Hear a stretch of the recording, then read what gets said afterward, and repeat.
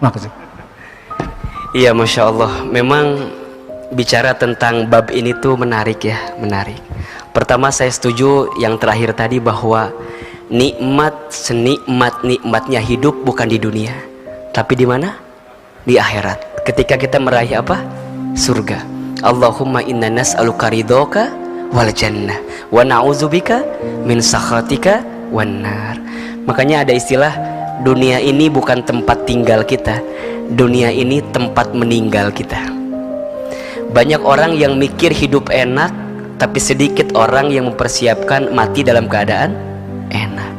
Maka saya sepakat, mudah-mudahan kita semua mendapatkan rizki terbaik nanti di surganya Allah Subhanahu wa ta'ala.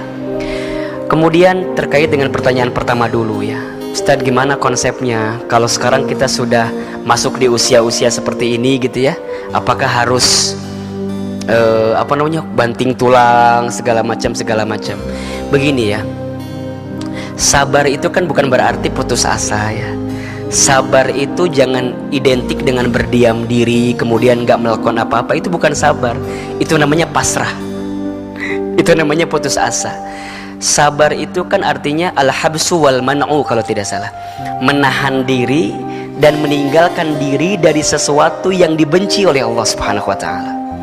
Maka kalau ayah bunda dulu pernah melakukan aktivitas dalam urusan rezeki, mungkin ya, dulu ada sesuatu yang haram, mungkin ada sesuatu yang zalim, pernah mengambil hak orang dan segala macamnya. Saking banyaknya Ustadz, kita nggak bisa menghitung Ustadz. Maka bagaimana kalau sekarang ayah bunda diberikan kesempatan oleh Allah dalam hidup, maka bertobat kepada Allah. Bertobat dengan cara apa? Memperbaiki sisa usia kehidupan kita, dan ya tidak kembali lagi kepada bab yang salah itu. Saya kira sekarang ayah bunda sudah bisa search sendirilah, mana yang boleh, mana yang tidak boleh. Sudah sangat kaya pengetahuan kita. Hanya kita tuh kadang-kadang masih butuh charger aja gitu, butuh boosting, butuh ngingetin gitu loh. Ya sekarang di YouTube, Google banyak nggak? Mau cari tahu kira-kira ini seperti apa hukumnya, kan banyak berserakan kira-kira begitu. Tinggal kira-kira hati kita ini yakin atau enggak. Nah kalau ayah nanya ke saya, Ustaz ada konsep nggak dalam Islam? Ayah boleh buka surat Al-Qasas ayat 77. Ini konsep yang bisa menjadi prinsip dalam hidup kita. Apa kata Allah? Wabtaghi fima atakallahu darul akhirah wala tansa nasibaka minad dunya wa ahsin kama ahsanallahu ilaika wala tafgil fasada fil ard innallaha la yuhibbul mufsidin. Dan carilah keutamaan urusan akhirat. Ini pertama dulu. Tapi ingat wala tansa nasibaka minad dunya, tapi jangan lupakan juga urusan dunia. Berarti gimana? Ada keseimbangan di situ, ya. Ada keseimbangan di situ. Hati-hati dengan memahami zuhud ya.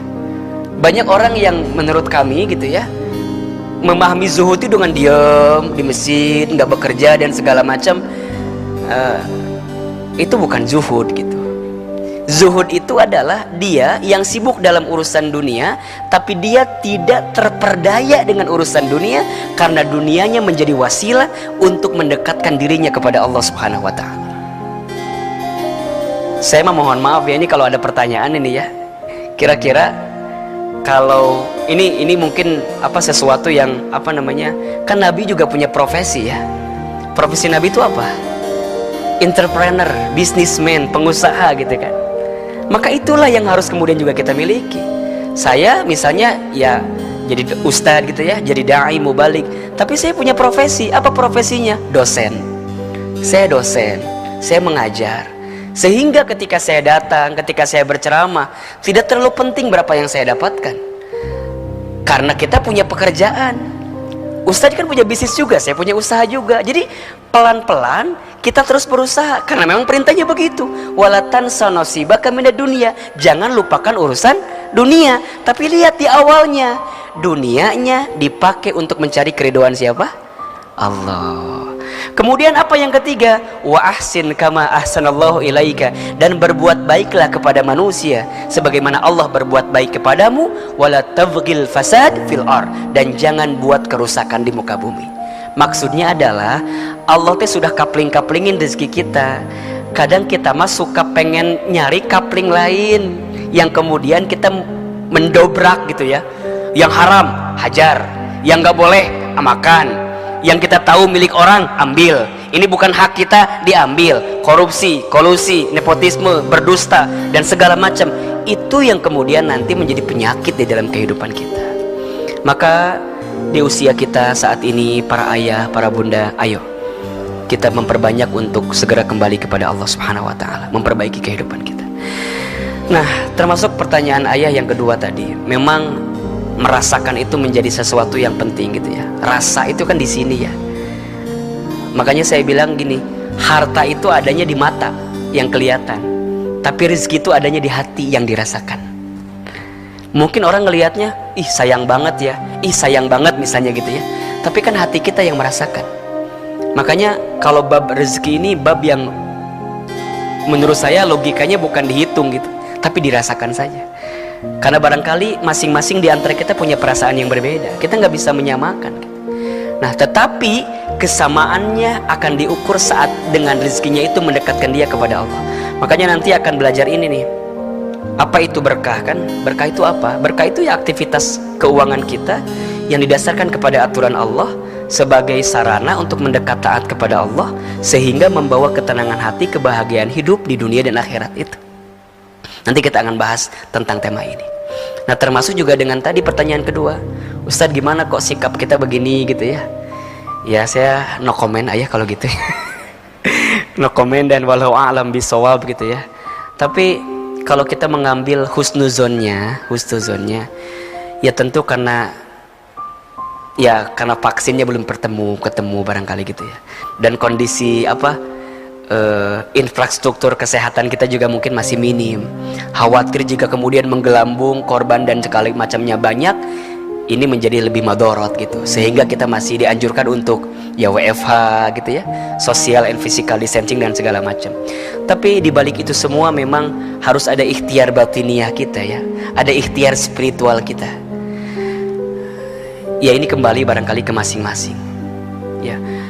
Kalau sekarang kita masih belum bisa ke masjid karena mungkin masih banyak di antara kita yang khawatir gitu ya, takut, deg-degan, maka pastikan kamar kita, rumah kita menjadi tempat sujud terbaik dalam kehidupan kita. Jangan sampai ke masjid enggak, di rumah juga enggak. Karena ada yang begitu. Ini kan lagi pandemi, di rumah juga enggak sholat. Jadi silakan yang sudah berani, yang sudah merasa yakin untuk bisa ke masjid, ayo ke masjid. Tapi juga yang sudah ke masjid jangan menyalahkan orang yang masih merasa gelisah, merasa takut nggak ke masjid karena pandemi. Nggak apa-apa. Kan semua orang punya keyakinan dan pemahaman masing-masing. Dan saya yakin kok, kullu dza'in dawaun. Setiap penyakit itu ada obatnya. Dan obat terbaik itu datangnya dari siapa? Allah. Makanya walaupun vaksin on the way gitu ya, walaupun vaksin dalam perjalanan kan, lagi diuji katanya kan, lagi mencari kesana kemari gitu kan, ya kita doakan yang terbaik dengan tetap melakukan ikhtiar yang terbaik. 3M tetap menggunakan masker, menjaga jarak, mencuci tangan dengan sabun. Tapi ingat, sebelum 3M ada 3B. Apa itu 3B? Berzikir, berdoa, beribadah.